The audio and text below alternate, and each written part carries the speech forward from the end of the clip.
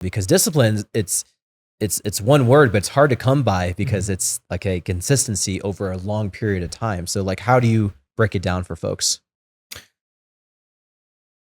I think really the only way to explain or teach discipline is to, in a very gentle, loving way, force it upon people. Because that's the way I learned. So my dad's military and very loving dad, but also raised us like a military household. Mm-hmm. You need to do your chores. You need to wake up at this same time every day. And we also had some land back in Texas. You need to get all this done on there and take care of what you need to do.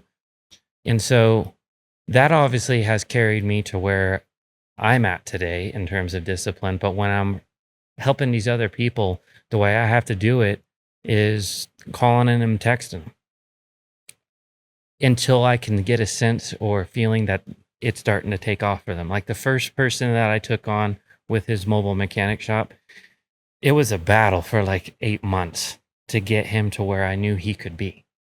Of, hey, I won't say his name on here, but hey, so-and-so, how are you doing today? We're checking in today. I'm going to call you again tomorrow. And it's just getting him to that habit that he needs to check in on himself. Because that's what discipline, I think, ultimately comes down to, is checking in on yourself. All of us sitting here have had mornings. For me, it was this morning, but I texted you at 5 o'clock in the morning of where we don't want to get up, but we have to push through that. So by making it uncomfortable, by Lane is checking on them every day, I've seen some success in that, because it's something that it comes with practice and time. Yep. Yeah, we've talked a little bit about this too, which is normalizing the suck, right? People think that life is going to be easy. And there's a quote that, and I think this applies to everybody, but as an entrepreneur, you'll never have 2 good days in a row. I kind of think that's just life. Like as a human being, you probably won't have 2 good days in a row. And that's okay. And that's normal. And once you normalize it, then it's not as big of a deal, right? You wake up and you're like, I woke up kind of in a bad mood today. Why? I don't know. It just happened. So let me not dwell on it and think I have depression or something. Now, if you do, obviously you should get help. But half the days you wake up and you're probably in a bad mood and you start in that mood. And even with my kids, I've noticed this, the forced discipline. So I've got one kid that wakes up just in a great mood every day, and the other 2 that wake up in a miserable mood every day. And so I was like, I've got to figure out this trigger to get them all moving in a positive light as we go, breakfast, get ready. And so I just started, and my wife hated it when I did it, but I started blasting 1950s radio because it's all like doo-wop, positive, fast paced blasting. Like I'll turn Alexa up to 10. And pretty soon I noticed the kids would wake up and they'd be singing, they'd be kind of moving. And I'm like, I want it. And this is a Tony Robbins thing. It's like, how do you reframe that, frame from I woke up grumpy to, oh, pancakes are ready and we're singing 1950s radio, because we all have that negative tendency. Yeah. But if we normalize it and we say, hey, that's normal. It's normal for us half the week to be like, wow, this day might kind of suck. Now, if I can reframe around, hey, but I'm alive and I live in the US, so I won a lottery ticket and I get to hang out with people that I love and I have my health and my wife has like when you start working on those gratitudes, all of a sudden you reframe that mindset. And helping people do that, I think, is tough, but that's really, like you said, a little bit of the force structure around it. Yeah, just last week, I made a video on that actually.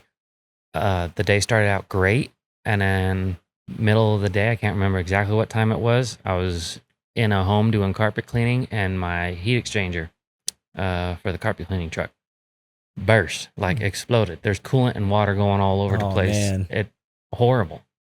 And for a couple of seconds, I said a couple words in my head, and then I stood off to the side and cried a little bit. And then I was like, you know what though?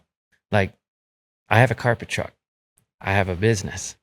My client's waiting on me to get this fixed. So with some considerable cash, we got it fixed, and we were able to go back that same day and get it done and continue on the rest of our day and everything. But I was talking about in that video, you have 2 choices when something like that happens. You can either let it ruin your entire day, walk back into the client and say, hey, my truck's down. I don't know what to do. I'm sorry. And just quit, give up on the day. Or you can figure it out and come back. And you know what? The client actually gave us a really good review. And she was like, they had problems with their truck and they still showed back up and they got it done. So it's your mindset. For sure. Like you were just saying, everything can be going great at the beginning of the day and it can go horribly at the middle of the day. How are you going to end the day? 100%. That is it happening for me or to me? And I had the same thing 2 weeks ago. I went to Loyal Coffee to have a meeting, and I just bought a new used truck, and I was really excited about it. Someone drove by and knocked my mirror off. Oh, what? And I was so mad. I'm like, oh my gosh. Like, first of all, they knocked it off and kept driving, which is terrible. If you see this episode, you owe me $1,600. But second, you take it to the dealership, and instead of it being like, oh, this is $100, it's like, oh no, with all the electronics in your mirror, it's $1,600. And I'm like so angry. And then I had that same thing. I was like, okay, I can either be mad for a while because it's going to take him 5 days to fix this thing, or I can be like, there's a reason this happened, and I want to take advantage. And the reason was, my wife and I we work together. We never drive to work together because we always we got to drive together for 3 days and just drive to work and talk and goof around and joke. And I was like, okay, that is one of the things that was a benefit to somebody, some jerk off knocking off my mirror. Still a jerk off, right? Still somebody that like, that's not the right thing to do. But I just reframed it like you were saying. And you probably got that Google review because they were like, this is a guy that took a bad situation and didn't let it affect his service. As soon as it happened, the client actually walked outside. It's how it always goes. The client walked outside and saw the coolant and water going all over the place. And she was like, oh, I was like, yeah. So I'm going to unhook my hoses and I'm going to be gone for about an hour and a half to 2 hours and I'll be right back. And yeah, in the story, we got it done. But the old lane, back the first time I was on the show, I had a lot of pent up, I wouldn't say rage, more like anger.